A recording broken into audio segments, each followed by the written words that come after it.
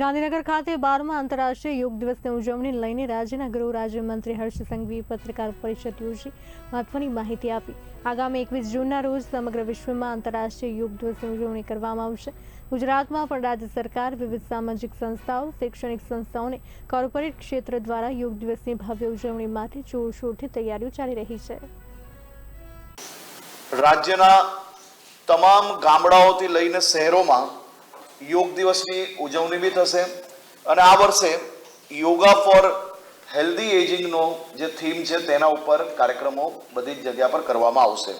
આજે વહેલી સવારે ગિફ્ટ સિટીમાં 5000થી વધારે ગિફ્ટ સિટીના મેમ્બર્સો આજના આ યોગા ઇન્ટરનેશનલ યોગા ડેની ઉજવણીના પ્રસંગે આજનો યોગાનો કાર્યક્રમ કરવામાં આવ્યો હતો। આ જ રીતે આ વર્ષે યોગ દિવસના દિવસે કુલ મળીને 1.25 કરોડથી વધારે લોકો યોગ પ્રોટોકોલ તાલીમના ભાગ લેવાના છે। જે બધું રજીસ્ટ્રેશન થયું છે હમણાં સુધી 1.25 કરોડ લોકોનું રજીસ્ટ્રેશન થયું છે। આવનારા દિવસોમાં આ રજીસ્ટ્રેશન વધી શકે છે। આદરણીય મુખ્યમંત્રી શ્રી બી આ બાબતની રિવ્યુ બેઠક લઈ ચૂક્યા છે અને તમામ જિલ્લાઓની અંદર આ બાબતે કલેક્ટર શ્રી, સામાજિક સંસ્થાઓ, તમામ લોકો સાથે મળીને આના આયોજન કરી રહ્યા છે। સાથે સાથે 21મી જૂનના મુખ્ય કાર્યક્રમોમાં 14 જૂનથી 20 જૂન સુધી રાજ્યમાં યોગ સપ્તાહની જે ઉજવણી કરવામાં આવી હતી તેમાં મેં જેમ આપણે કહ્યું એમ 24000 જેટલા કાર્યક્રમો કુલ મળીને કરવામાં આવશે। સમાજના વિવિધ વર્ગોને આવરી લઈને 12 જે વિશેષ કાર્યક્રમો છે તેમાંથી 10 કાર્યક્રમો થઈ ચૂક્યા છે અને આવનારા 2 દિવસમાં બીજા 2 કાર્યક્રમોનું આયોજન કરવામાં આવ્યું છે। સફાઈ કર્મચારીઓ હોય, મહિલાઓ હોય, સિનિયર સિટીઝન આયોજન કરવામાં આવ્યું છે। આ જ પ્રકારે 17 મહાનગરપાલિકામાં 33 જિલ્લાઓના તમામ તાલુકા, નગરપાલિકાઓમાં, ગામોમાં એક સાથે આ કાર્યક્રમોનું આયોજન કરવામાં આવશે। દરેક જિલ્લા કક્ષાએ કલેક્ટરશ્રીની અધ્યક્ષતામાં અને મહાનગરપાલિકામાં મ્યુનિસિપલ કમિશનર શ્રીની અધ્યક્ષતામાં સમિતિઓ કાર્યરત છે અને સાથે સાથે 21મી જૂન માટે હું ગુજરાતના તમામ નાગરિકોનો એટલા માટે આભાર માનું છું।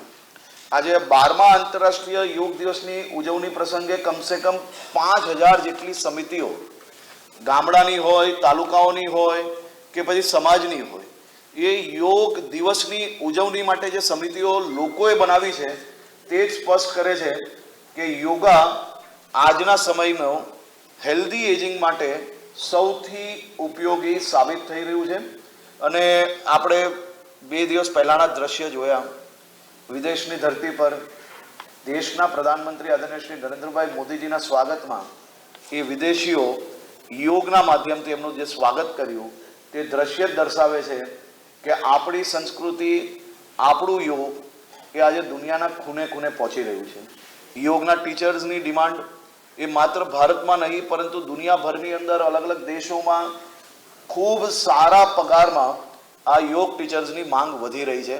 એ બી આપણા સૌ માટે ખૂબ સારો વિષય છે અને યોગ બોર્ડ દ્વારા જે ટીચર્સને ટ્રેનિંગ અને સામાન્ય નાગરિકોને દરરોજ સવારે યોગના પાઠ કરી શકે તે માટે જે વ્યવસ્થાઓ કરવામાં આવી છે અને વ્યવસ્થાઓમાં ઉત્તરોત્તર પ્રગતિ કરી રહ્યા છે તે બદલ યોગ બોર્ડને બી હું અભિનંદન આપું છું।